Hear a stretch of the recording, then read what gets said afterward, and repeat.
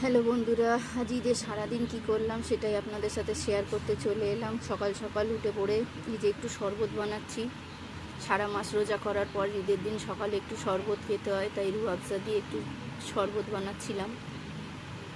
শরবতটা বানিয়ে আমি বাড়ির সকলে আমরা সকালবেলা খালি পেটে আগে শরবত খাবো, কেন সারা মাস রোজা করার পর এটা দরকার।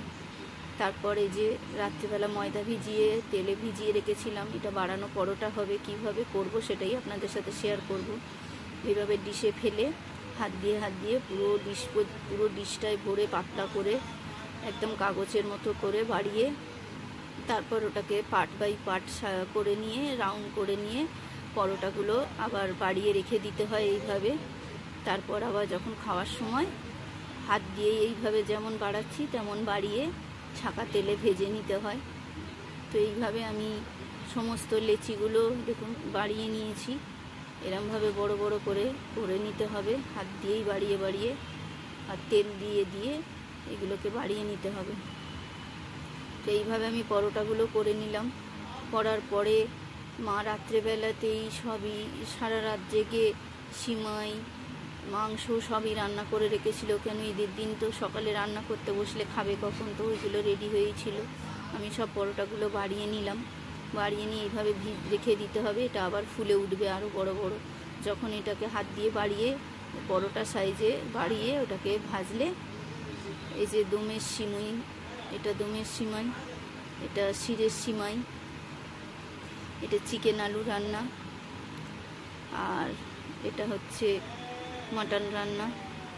আর তার সাথে এই যে পরোটাগুলো ছাঁকা তেলে ভাজা, কত মোটা কি সুন্দর মচমচে হয়েছে। এরপর এই দুপুরের রান্না প্রিপারেশান হবে। অন্য সময় বিরিয়ানি করি, কিন্তু এবারে আর করিনি, কেন পেটের অবস্থা কারোরই ভালো নয়।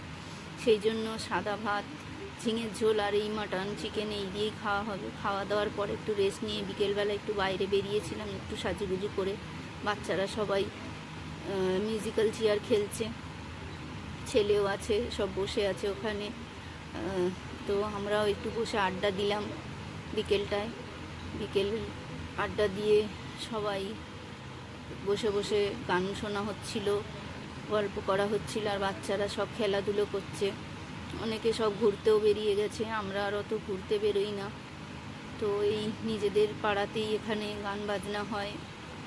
তারপর আবার পরের দিনে সব ফাংশান আছে, সেগুলো হবে।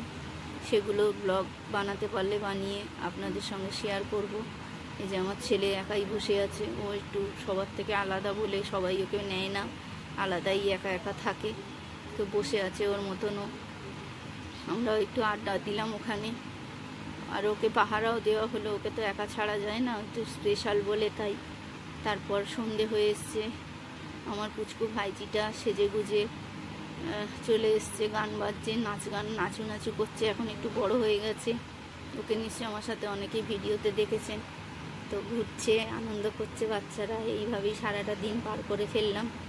হয়ে গেছে সন্ধে, ঈদ আমাদের শেষ। এইভাবেই রান্না খাওয়া, একটু আড্ডা দেওয়া, একটু ঘুরু করা।